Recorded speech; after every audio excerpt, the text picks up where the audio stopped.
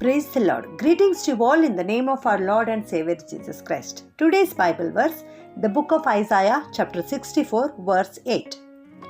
You are our Father, Lord. We are like clay, and you are like the potter. You created us.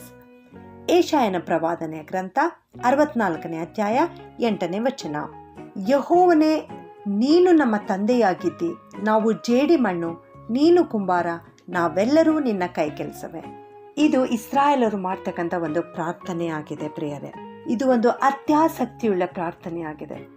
ಇಸ್ರಾಯೇಲರು ಮನೋಭಾರದಿಂದ ಕರ್ತನನ್ನು ಪ್ರಾರ್ಥಿಸ್ತಾ ಇರುವುದನ್ನು ನಾವು ಇಲ್ಲಿ ನೋಡುತ್ತಾ ಇದ್ದೇವೆ. ಇಲ್ಲಿ ಮಣ್ಣಿಗೂ ಮತ್ತು ಕುಂಬಾರನಿಗೂ ಇರುವಂಥ ಸಂಬಂಧವನ್ನು ನಾವು ನೋಡುತ್ತೇವೆ. ಜೇಡಿ ಮಣ್ಣಿಗೆ ತನ್ನನ್ನು ತಾನೇ ರೂಪಿಸಿಕೊಳ್ಳಲಿಕ್ಕೆ ಆಗುವುದಿಲ್ಲ. ಆದರೆ ಆ ಜೇಡಿ ಮಣ್ಣು ತನ್ನನ್ನು ಕುಂಬಾರನ ಹಸ್ತದಲ್ಲಿ ಒಪ್ಪಿಸಿಕೊಡುವಾಗ ಆ ಕುಂಬಾರನು ಅದನ್ನು ಕೈಯಲ್ಲಿ ತೆಗೆದುಕೊಂಡು ಸುಂದರವಾದ ಪಾತ್ರೆಯನ್ನಾಗಿ ರೂಪಿಸುತ್ತಾನೆ, ಉಪಯುಕ್ತವುಳ್ಳ ಪಾತ್ರೆಯನ್ನಾಗಿ ರೂಪಿಸುತ್ತಾನೆ. ಅದೇ ರೀತಿಯಲ್ಲಿ ನಾವು ಜೇಡಿ ಮಣ್ಣಾಗಿ ನಮ್ಮನ್ನು ನಾವು ಕರ್ತನ ಕೈಗೆ ಒಪ್ಪಿಸಿಕೊಡುವಾಗ ನಮ್ಮನ್ನು ದೇವರು ಉಪಯುಕ್ತವುಳ್ಳ ಪಾತ್ರೆಯನ್ನಾಗಿ ರೂಪಿಸುತ್ತಾನೆ. ಯೆರೆಮೀಯ 18ನೇ ಅಧ್ಯಾಯದಲ್ಲಿ ನಾವು ನೋಡ್ತೇವೆ, ಕರ್ತನು ಯೆರೆಮೀಯ ಪ್ರವಾದಿಯನ್ನು ನೀನೆದ್ದು ಕುಂಬಾರನ ಮನೆಗೆ ಹೋಗು ಎಂಬುದಾಗಿ ಹೇಳುತ್ತಾರೆ. ಆಗ ಯೆರೆಮೀಯ ಪ್ರವಾದಿಯು ಕುಂಬಾರನ ಮನೆಗೆ ಇಳಿದು ಹೋಗುತ್ತಾನೆ. ಅಲ್ಲಿ ಚಕ್ರದ ಮೇಲೆ ಕುಂಬಾರನು ತನ್ನ ಕೆಲಸವನ್ನು ಮಾಡ್ತಾ ಇದ್ದನು. ಆ ರೀತಿ ಕೆಲಸ ಮಾಡುತ್ತಾ ಇರುವಾಗ ಆ ಜೇಡಿ ಮಣ್ಣಿನಿಂದ ಮಾಡುತ್ತಿದ್ದ ಆ ಪಾತ್ರೆ ಕೆಟ್ಟು ಹೋಗುತ್ತದೆ. ಪುನಃ ಆ ಕುಂಬಾರನು ತನಗೆ ಸರಿತೋಚಿದ ಹಾಗೆ ಅದನ್ನು ಮಾಡಿ ಒಂದು ಹೊಸ ಪಾತ್ರೆಯನ್ನಾಗಿ ಮಾಡುತ್ತಾನೆ.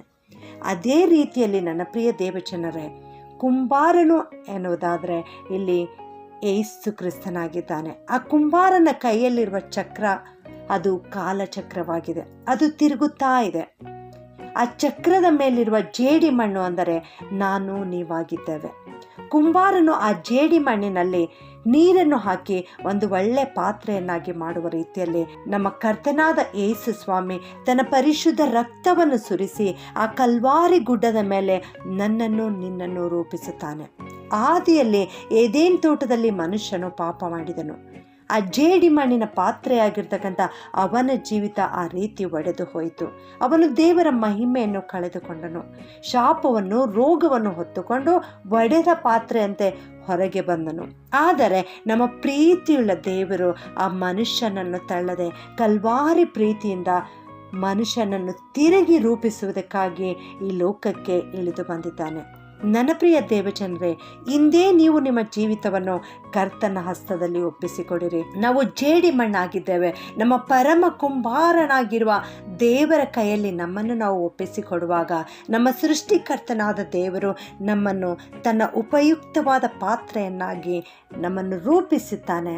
ನಮಗೆ ಜಯವನ್ನು ಅನುಗ್ರಹಿಸುತ್ತಾನೆ, ನಮಗೆ ಬಲವನ್ನು ಅನುಗ್ರಹಿಸುತ್ತಾನೆ, ನಮಗೆ ಸಂತೋಷವನ್ನು ದಯಪಾಲಿಸುತ್ತಾನೆ. ನಾವು ಜಯದ ಜೀವಿತವನ್ನು ಜೀವಿಸಲಿಕ್ಕೆ ಕರ್ತನು ಸಹಾಯ ಮಾಡುತ್ತಾನೆ. ಪ್ರಾರ್ಥನೆ ಮಾಡಿಕೊಳ್ಳೋಣ. ಪರಮ ಕುಂಬಾರನಾಗಿರುವ ನಮ್ಮ ಪ್ರೀತಿಯ ಪರಲೋಕದ ತಂದೆಯೇ, ನಿನಗೆ ಸ್ತೋತ್ರಪ್ಪ. ನೀನು ಸೃಷ್ಟಿಕರ್ತನಪ್ಪ, ನಿನಗೆ ಸ್ತೋತ್ರ ಸ್ವಾಮಿ. ಕುಂಬಾರನು ಜೇಡಿ ಮಣ್ಣಿನಿಂದ ಒಂದು ಉಪಯುಕ್ತವಾದ ಪಾತ್ರೆಯನ್ನು ರೂಪಿಸುವ ರೀತಿಯಲ್ಲಿ ದೇವ, ನೀವು ನಮ್ಮನ್ನು ಉಪಯುಕ್ತವಾದ ಪಾತ್ರೆಯನ್ನಾಗಿ ಉಪಯೋಗಿಸಲಿಕ್ಕಿದ್ದೀರಿ ದೇವರೇ. ಅದಕ್ಕಾಗಿ ಸ್ತೋತ್ರ ಕರ್ತನೆ. ಇಂದು ಈ ವಾಕ್ಯವನ್ನು ಕೇಳಿಸಿಕೊಳ್ಳುತ್ತಿರುವ ಎಲ್ಲರನ್ನ ನಿನ್ನ ಹಸ್ತಕ್ಕೊಪ್ಪಿಸ್ತೇನೆ ಸ್ವಾಮಿ. ನಾವೆಲ್ಲರೂ ನಿನ್ನ ಪಾದದಲ್ಲಿ ಬಂದಿದ್ದೇವೆ ಕರ್ತನೆ.